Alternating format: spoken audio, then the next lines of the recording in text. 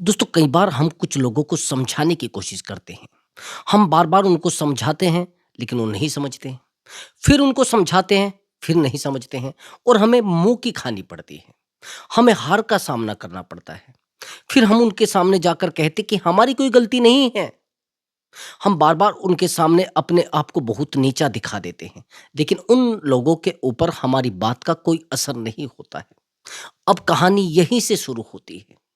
यहीं से आप अपनी कमजोरी दिखाना शुरू कर देते हैं। यहीं से आप अपने आप को अकेला करना शुरू कर देते हैं और उन लोगों की नज़रों में आप अपनी वैल्यू को ज़ीरो कर लेते हैं। आप अपनी वैल्यू को ख़त्म कर लेते हैं, अपनी इज़्ज़त बिल्कुल थोड़ी-सी कर लेते हैं, मतलब बहुत छोटी-सी कर लेते हैं। लेकिन उन लोगों की इज़्ज़त पर कोई फ़र्क नहीं पड़ता है, ना उनकी हालत पर कोई फ़र्क पड़ता है। वो आसानी से अपने जीवन को चलाते रहते हैं, आसानी से अपनी दिशा में चलते रहते हैं, लेकिन हम नेगेटिव होते चले जाते हैं, हम कमज़ोर होते चले जाते हैं, उनको समझाने का हम ठेका ले लेते हैं। लेकिन सच बात ये है कि ऐसी स्थिति में हमें चुप हो जाना चाहिए। अब यहाँ से खेल शुरू होता है, यहाँ से गेम शुरू होता है। लोगों को समझाने का ठेका बंद कर दो। ये जो आपने ठेका ले रखा है, इसको आज ही बंद कर दो। दोस्तों मैंने आपको हमेशा बताया है कि मेरी वीडियो कोई मोटिवेशन वीडियो नहीं होती है। ये जो मैं आप तक शेयर कर रहा हूँ, ये मेरा अनुभव है। ये लोगों का दर्द है, जो मैंने लोगों का दर्द देखा है, उनसे काउंसलिंग की है और उनके जीवन को पढ़ा है। मैं वो चीज़ें आपको बताता हूँ और मैं चाहता हूँ मेरे सब्सक्राइबर के जीवन में ये सब प्रॉब्लम्स ना आए जो मैंने देखी है। ये सब दिक्कतें उनके जीवन में खड़ी ना हो जो मैंने देखी है। मेरा प्रयास रहता है कि आपके जीवन से वो ड्रामे भरी ज़िंदगी बिल्कुल ख़त्म हो जाए। तो चलिए दोस्तों अपने टॉपिक पर आते हैं। ये जो गेम शुरू होता है केवल चुप रहने से होता है। यदि आप लोगों को समझाना बंद कर दें और अपने ऊपर काम करना शुरू कर दें और चुप रहना शुरू कर दें, फिर देखिए गेम कितना बेहतर स्टार्ट होता है और सामने वाले व्यक्ति की कैसे बोलती बंद होती है। बड़ी गहरी मैं आपको बातें बताने वाला हूं, केवल 3 तरीकों से, और तीनों तरीके इंटरनेशनल लेवल के तरीके हैं, रामबाण तरीके हैं, जिनको कोई हरा ही नहीं सकता, जिनको कमजोर कर ही नहीं सकता। अगर आपके सामने कितना ही बेहतर व्यक्ति बैठ जाए, कितना ही एजुकेटेड व्यक्ति बैठ जाए और कितना ही किसी भी बेहतर तरीके से पढ़ा हुआ, कितने भी बेहतर तरीके से कढ़ा हुआ, कुछ नहीं बिगाड़ पाएगा आपका। क्योंकि मैं वो जो चीजें आपको बताऊंगा जो मैंने अपने जीवन की दिक्कतों से, अपने जीवन की पीड़ा से और अपने जीवन के दर्द से सीखी हैं। अनुभव जो मैं आपको बताने वाला हूँ, जिससे मैंने बहुत सारे लोगों को परास्त किया है। चलिए दोस्तों, बहुत बेहतर, सबसे पहली बात, आज के बाद किसी भी व्यक्ति के सामने अपने आप को बेहतर साबित करने की कोशिश मत करो, यानी सही साबित करने की कोशिश मत करो। पहला पॉइंट है, हम लोग अपने जीवन में एक सबसे बड़ी गलती करते हैं। हम लोगों के सामने अपने आप को ये साबित करने की कोशिश करते हैं कि मैं सही हूं, भले आपकी गलती ना हो।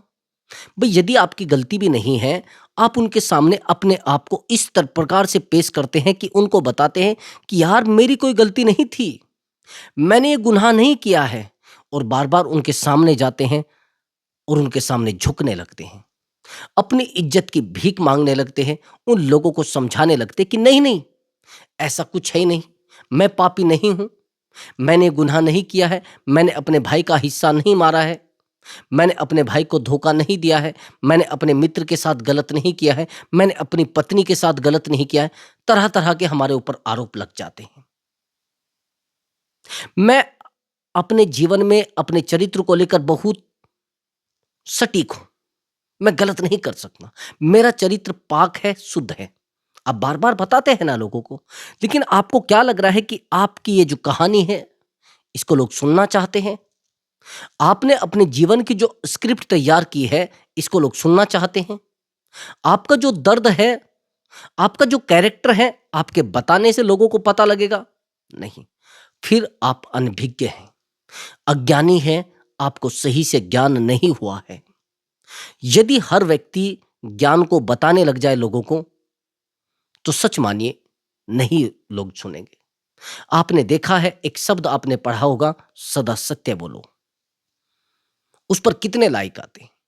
कभी फेसबुक पर या फिर कहीं पर भी जाइए आप, इंस्टाग्राम पर या किसी भी जगह पर जाइए। अगर आपने एक पोस्ट की कि सदा सत्य बोलो, कितनी कमेंट आ सकती हैं, कितने लाइक आ सकते हैं, आईडी से बताना। मेरा मानना है कि 100-50, इससे ज़्यादा नहीं आएगी। ये चीज़ लोगों के प्रति नॉर्मल है। लोगों के जीवन में ये चीज़ नॉर्मल है, उनको लेना देना नहीं है। वहीं पर कुछ ऐसे शब्द आप बोल दो जो उपद्रव करा सकें, जो झगड़ा करा सके, जो भाई-भाई के बीच में फूट डाल सके, जो भाई-भाई को एक दूसरे से अलग कर सके, जो परिवार और परिवार के बीच में बहुत बड़ा युद्ध करा सके, झगड़ा करा सके, उस पर मेरा मानना है कि बहुत सारे लाइक आ जाएंगे, बहुत सारे कमेंट आ जाएंगे, हाँ आपकी बात सत्य है, यही आ जाएंगे ना।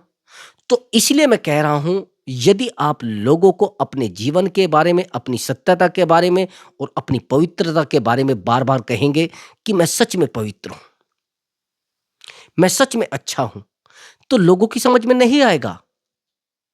आप लोगों को अपने चरित्र के बारे में बार बार बताने की कोशिश ना करें, आप करके दिखाएं। आप लोगों को अपनी पवित्रता के बारे में बार बार बताने की कोशिश ना करें। कई बार हमारे ऊपर कुछ आरोप मढ़ दिए जाते हैं, आरोप लग जाते हैं, और उन आरोप के बदले हम बार बार लोगों के सामने जाते हैं, बार बार पब्लिक में जाते हैं, बार बार अपनी रिश्तेदारी में जाते हैं, और हम बताने के प्रयास करते हैं कि भाई मुझे सुनो, मैं गुनाहगार नहीं हूं, मैं आपके दुखों का गुनाहगार नहीं हूं, ये आपके स्वाभाविक दुख है, ये रियलिटी है, ये वास्तविकता है। आपके जीवन में दुख आने थे, आपके जीवन में पीड़ा आनी थी, आपके जीवन में अकेलापन आना था, ये प्रभु इच्छा है, मेरी गलती नहीं है।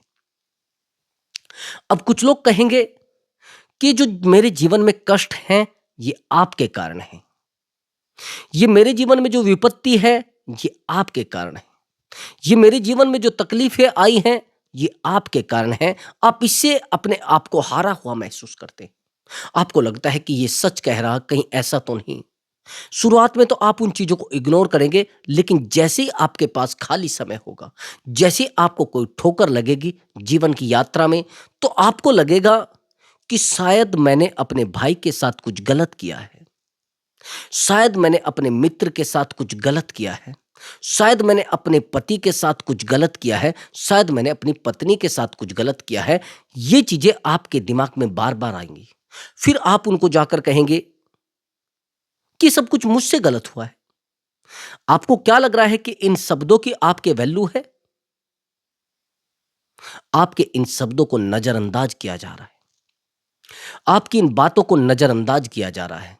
शब्दों की जहां वैल्यू होती है, वहीं पर आप अपने जीवन में उन शब्दों को यूज करिए, प्रयोग करिए, जिनको लोग सुनना चाहते हैं। मैं आपको अपने जीवन का एक उदाहरण देता हूं, बहुत बेहतर उदाहरण है, शायद आपके जीवन में फिट बैठ सके। कुछ समय पहले, अब से 5 साल पहले, मैं कुछ संगठनों में काम करता था। भाषा बहुत बेहतर थी, बोलने में ठीक ठाक निपुण था, बहुत सारी बातें मैं जानता था, लोगों को समझाना जानता था, लोगों को बेहतर तरीके से उनको समझाकर उनकी काउंसलिंग करना अच्छे से जानता था। उनके जीवन में क्या दिशा बेहतर होगी, उनके जीवन में कौन सा रास्ता बेहतर होगा, एक एक चीज को बेहतर तरीके से जानता था, और एक एक चीज की मैं गणना कर चुका था। जीवन की बहुत सारी विपत्तियां थी, उसका मुझे अनुभव था। तो मैं घर घर जाता था, लेकिन एक समय ये आया कि मेरे शब्दों को भौंकना कहा गया कि ये भौंकता है, इससे अधिक इसके पास ज्ञान नहीं है। यदि बहुत बड़ा ज्ञानी होता तो ये घर बैठे पूजता भाई, इसको लोग पूजते, इसके लोग सेवा करते। आपको क्या लग रहा है कि हर व्यक्ति जो टीवी पर बोलता है वो ज्ञानी है? आपको क्या लग रहा है हर व्यक्ति जो आश्रम में बैठा है वो संत है? आपको क्या लगता है हर व्यक्ति जो विद्यालय में पढ़ा रहा है वो ज्ञानी है? किसी टेस्ट को पास कर लेना वो ज्ञानता का सबूत नहीं होता। बहुत बड़े ज्ञानी व्यक्ति के सबूत नहीं होता कि उसको जीवन का अनुभव हो गया है, उसने एक परीक्षा पास की है केवल उस नौकरी को पा लेने की, उसने जीवन को जीने की परीक्षा पास नहीं की है। जीवन में जो दर्द मिलते हैं, उन दर्द को देखकर वो जो अनुभव उसको मिलता है, उस दर्द को देखकर जो अनुभव मिलता है वो पास नहीं किया है। तो मैं इसलिए कह रहा हूं मेरे भ्राताश्री, सबसे बड़ी बात यह है कि यदि आप किसी मुकाम पर नहीं हैं, किसी लेवल पर नहीं हैं, किसी बेहतर जीवन पर नहीं हैं, तो यकीन मानिए आपके शब्दों को भौंकना बोला जाएगा। यानी आप भौंकते हैं, आप अधिक बोलते हैं, आपकी भाषा में रस नहीं है, आपकी भाषा बहुत कटु है, आपके शब्दों में रस नहीं है, आप बहुत ही दुर्भाग्यवान व्यक्ति हैं। आपको बार-बार ये चीज़ें कहकर संबोधित किया जाएगा। आपको क्या लग रहा है कि ये मेरे साथ केवल हुआ है? बहुत सारे मेरे मित्रों के साथ हुआ है। आज मैं आपको एक बात बता रहा हूँ, मैंने वहाँ से अपने जीवन को पूरे तरीके से हटा दिया। पूरे तरीके से मेरे जीवन में बहुत दुःख आए, बहुत तकलीफ़ें आई, लेकिन मैंने प्रयास किए। मैं लड़ा जीवन से। मुझे लगता था कि आज के बाद मुझे अपने शब्दों को गँवाना नहीं है। जहाँ मेरे शब्दों की वैल्यू होगी, जहाँ मेरे शब्दों को पूछा जाएगा, जहाँ मेरी बातों को माना जाएगा, वहाँ मैं अपने शब्दों को रखूँगा। नहीं तो आज के बाद मैं कुत्ते की तरह भौंकना पसंद नहीं करूँगा। बस मैंने यही किया। आज मैं यूट्यूब पर बोल लेता हूँ, कोई मुझे बुलाता है और मेरे शब्दों की वैल्यू करता है, मेरी बातों को ग्रहण करता है, तो मैं जाता हूँ, नहीं तो मैं किसी भी व्यक्ति को समय नहीं देता, वो चाहे कितना ही महत्वपूर्ण व्यक्ति है। मैं अपने समय को दुनिया में सबसे महत्वपूर्ण चीज़ समझता हूँ, सबसे महत्वपूर्ण समझता हूँ। पैसा मेरे लिए महत्वपूर्ण नहीं, मेरे लिए समय महत्वपूर्ण है। मैं एक-एक मिनट की अपनी वैल्यू करता हूँ। ज़्यादा शब्दों में मैं नहीं कहना चाहता, मैं आपको बस ये बता रहा हूँ, लोगों को समझाना बिल्कुल बंद कर दो। लोगों के सामने अपनी, जिसे कहते हैं ना कि मैं बेकसूर हूँ, अपने बेकसूर होने का सबूत बार-बार मत दो। जिसकी नज़रों में आप एक बार गलत हो गए, आप पूरे जीवन उसके सामने बैठे रहे, पलाथी मार के, अपने आप को सब कुछ त्याग के, सब कुछ छोड़कर, सब कुछ उसके नाम करके, सब कुछ देकर, लेकिन आप उसके नज़रों में आप अपने आप को कभी बेहतर साबित कर ही नहीं सकते। आप किसी भी प्रदेश के मुख्यमंत्री बन जाए, उस व्यक्ति की नज़रों में आपकी औकात केवल केवल एक 4th क्लास के कर्मचारी जितनी है, 4th क्लास के व्यक्ति बराबर होगी, क्योंकि आप उसकी नज़रों में पूरे तरीके से ज़ीरो हैं। कुछ लोगों की नज़रों में आप कभी उठ ही नहीं सकते। आप प्रयास भी कर लिए, प्रयास करके देख लीजिए, अगर आपने प्रयास किए हैं तो कमेंट ज़रूर करना मेरे भाई। कमेंट ज़रूर करना कि गुरुजी मैंने सच में अपने आप को समर्पित किया है लोगों के सामने, मैंने अपने आप को सच में रुलाया है लोगों के सामने, लेकिन लोग नहीं समझना चाहते। केवल इतना कमेंट करना है कि गुरुजी मैंने सच में रोकर देखा है लोगों के सामने, इससे ज़्यादा नहीं। अब मैं आपको दूसरी बात बताता हूँ, मैंने आपको कितने शब्द बताए हैं? केवल 2 तरीके बताए हैं, उससे ज़्यादा नहीं। अभी दूसरा तरीका क्या होता है? हम अपने आप को पूरे तरीके से लोगों के सामने पेश कर देते हैं, समर्पित कर देते हैं। लो भई, हमें पीटो, हमें मारो, हमें गाली दो, हमें कुछ भी कहो, हमें फ़र्क नहीं पड़ेगा। कई बार हमारी वैल्यू हमारे परिवार में ही बहुत कम पड़ जाती है, बहुत वीक हो जाती है। आप कहेंगे कैसे? जिस पत्नी को आप बहुत अधिक समय दे रहे हैं, वो पत्नी कुछ समय के बाद आपकी बातों की, आपके समय की और आपके महत्वपूर्ण जीवन की कद्र करना बंद कर देगी। जिस पति को आप रात-दिन समय दे रही हैं, जिस पति को आप रात-दिन अपने आप को बेहतर, चाहे आप कुछ भी कर रहे हैं, किसी भी व्यक्ति के जीवन में आपका अधिक उपस्थित होना आपके लिए ज़ीरो है। आपके शब्दों का बिल्कुल चुप हो जाइए। आप अधिक समय मत दीजिए, जहाँ तक आपकी वैल्यू है, वहाँ तक जाइए, उससे आप किसी की दहलीज को बिल्कुल भी मत लांघिए। वो जो रेखा बनी है, उस पर रुक जाइए आकर। अपने जीवन को किसी के लिए पूरे तरीके से उपलब्ध मत करिए, अवेलेबल मत करिए मेरे भाई। सबसे बड़ी गलती आपकी ये है कि आप अपने आप को अवेलेबल कर देते हैं लोगों के लिए।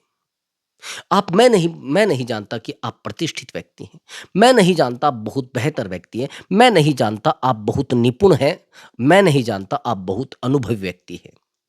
लेकिन अगर आप अपने अनुभव को बरकरार रखना चाहते हैं, आप अपनी इज्जत को बरकरार रखना चाहते हैं, आप अपने जीवन को बेहतर देखना चाहते हैं, आप अपने जीवन में सच में ऊर्जा का संचार देखना चाहते हैं, तो आज के बाद लोगों को अपना उतना ही समय दें, उतने ही तरीके से अवेलेबल रहे, जिससे आपका सुकून बना रहे, आपके अंदर पॉजिटिविटी बनी रहे, आपके अंदर ताकत बनी रहे, आपके अंदर एनर्जी बनी रहे। कई बार हम लोगों के लिए बहुत अधिक कर देते हैं, तो लोग हमें सोचते हैं ये तो बेवकूफ है भाई, ये फ्री व्यक्ति है, ये तो बांट रहा है। मेरे एक मित्र है, वो गवर्नमेंट जॉब में, थोड़ा बहुत तो मुझे नहीं पता वो इधर उधर से कमाते हैं, बेचारे नहीं कमाते, लेकिन सामाजिक सहयोग में हमेशा खड़े रहते हैं। जब भी मैं उनको कहता हूं कि आप यहां पर सहयोग कर दो, सेकंड नहीं लगाते, सहयोग कर देते हैं। अभी उसके गांव में एक मंदिर है, वहां पर दान की जो राशि होती है वो उसने दी, तो सबसे अधिक उसने दे दी। किसी को ये नहीं पता था कि मैं भी इस व्यक्ति से बहुत अंदर तक परिचित हूं, किसी को नहीं पता था। मुझे भी बुलाया गया, उसने ठीक ठाक सबसे अधिक राशि दी, जिससे लोगों को तारीफ करनी चाहिए थी कि क्योंकि लोगों के पास धन है, त्याग नहीं है, लोगों के पास प्रयास है, समर्पण नहीं है। मैं वही आपको कहना चाह रहा हूं, लोगों के पास धन है, त्याग नहीं है, समर्पण नहीं। उस व्यक्ति के पास धन है लेकिन समर्पण है, उस व्यक्ति के पास धन है, त्याग भी है। लोगों को कहना चाहिए था कि भाई इस व्यक्ति के पास धन होते हुए भी त्याग करने की अक्षमता है। लेकिन क्या हुआ, आप जानते हैं क्या लोगों ने कहा होगा? क्या लोगों ने कहा होगा जो आप अपने आप को लोगों के सामने बार-बार भौंकने की कोशिश करते हैं, बोलने की कोशिश करते हैं, लोगों को आप बिना माँगे देने की कोशिश करते हैं, यही मैं आपको उदाहरण दे रहा हूँ। आपके मानने में क्या कहा होगा? लोगों ने कहा कि इसके पास हराम का पैसा है, इसलिए इसने इतना दान दे दिया है, इसलिए इसकी राशि सबसे अधिक है दान की। ये ईमानदारी का पैसा नहीं कमाता है, ये बेईमानी का पैसा कमाता है, इसलिए इतना दान इसने दे दिया है। आपको क्या लग रहा है कि जितने भी दानी हैं वो सब बेईमानी का पैसा कमा रहे हैं? आपको क्या लग रहा है जो लोग अपने बच्चों को रेस्टोरेंट में खाना खिला रहे हैं वो सब बेईमानी का पैसा कमा रहे हैं? आपको क्या लग रहा है कि जो लोग अपने बच्चों को बेहतर एजुकेशन दे रहे हैं वो लोग सब बेईमानी का पैसा कमा रहे हैं? यदि आपका हाथ ताकतवर नहीं है, यदि आपकी अक्षमता उतना करने की नहीं है, भाई अगर एक व्यक्ति बेईमानी का कमा रहा है तो अपने लिए कमा रहा है ना, लेकिन व्यक्ति वही लोगों को दे रहा है, तो मेरा मानना शायद उसके अंदर वो अक्षमता है देने की। भाई लोग चोरी का पैसा भी नहीं छोड़ते, यकीन मानिए, चोरी के पैसे को भी तिजोरी में रख लेते, समेट कर रख लेते हैं, बैंकों में डाल देते हैं, अलग अलग खातों में। लेकिन इस व्यक्ति की अक्षमता, कम से भी कम 10 लोगों ने मुझे ये बोला होगा कि ये, अरे गुरुजी बहुत इधर उधर से कमाता है, हमारे पास तो पैसा नहीं है तो हम दे देते। और मैंने जब उनकी सूची देखी जहां पर उन्होंने पैसा दिया था, व्यक्ति तो सच में वो करोड़ों के मालिक हैं, लेकिन उनके हाथ से जो पैसा लिखा हुआ था बहुत ही कम अमाउंट, जिसमें एक व्यक्ति अपना घर भी ना चला सके। ये उनकी अक्षमता थी जो ये कह रहे थे कि इसके पास हराम का पैसा है, इसने लूट रखा है पैसे को, इसलिए दे रहा है। तो मैं ये कह रहा हूं, लोगों की मानसिकता आपके प्रति क्या है ये आप नहीं जानते, ना आपको पता है। आपको तो आपके सामने ये कहा जाता है मियाँ मिट्ठू बनना, सुना है ना एक शब्द, मियाँ मिट्ठू बनना। आपके मुंह पर यह कहा जाता है कि बाबूजी आप बड़े अच्छे हैं, आप व्यक्ति हैं, आप बहुत बेहतर व्यक्ति हैं, आप समाज का भला करते हैं। जैसे आप थोड़ा आगे निकलेंगे, थोड़ा आगे खिसकेंगे, आपको 10 गाली दी जाएंगी। मेरे गांव में एक अनपढ़ व्यक्ति है, अनपढ़ तो मैं नहीं कहूंगा लेकिन ज्ञानी व्यक्ति है, बहुत थोड़ा, मतलब आप कहेंगे अगर उससे बात करेंगे तो लगेगा ये बहुत बेवकूफ़ व्यक्ति है, बहुत ही पागल व्यक्ति है। लेकिन उस व्यक्ति ने मुझे जीवन में एक ऐसा उदाहरण बताया, बराबर में मेरी खड़ा था, एक दूसरे व्यक्ति को बता रहा था, तो मुझे सच में स्पष्ट लगा, सच में उसके शब्दों में कुछ ताकत थी, उसके शब्दों में एक ज्ञान था। उस दूसरे व्यक्ति ने कहा कि गुरुजी हम अमीर कब बनेंगे? कैसे बनेंगे? तो उस व्यक्ति ने कहा कि तू जब तक अमीर नहीं बन पाएगा, जब तक लोग तुझे सामने से बाबूजी, बाबूजी कहकर ना बोले, नमस्ते, नमस्ते करके ना बोले और आगे चलकर गाली दें कि ये बड़ा कुत्ता व्यक्ति है, बड़ा खराब व्यक्ति है, तब तक आप अमीर बन नहीं सकते। जैसे आपके पास अधिक धन होगा, लोगों की मानसिकता आपके प्रति बदलती चली जाएगी, लोगों के अंदर आपके प्रति बुराई पनप जाएगी, लोगों के अंदर आपके प्रति ईर्ष्या पनप जाएगी। ये स्वाभाविक है, ये रियलिटी है, ये वास्तविकता है, ये मैं नहीं कह रहा हूं, वो अनुभवी लोग कह रहे हैं जिनके जीवन में ये कष्ट हुआ है। गरीब व्यक्ति की नफरत अमीर व्यक्ति से है, क्योंकि उस व्यक्ति को अपनी गरीबी का एहसास होता है उसकी अमीरी के कारण। मैंने आपको बताया है कि कुरूप व्यक्ति को सबसे ज्यादा नफरत किससे है? एक सुंदर व्यक्ति से, क्योंकि उसको अपनी कुरूपता का अनुभव होता है, पता लगता है कि हाँ, मैं कुरूप हूं, ये सुंदर है।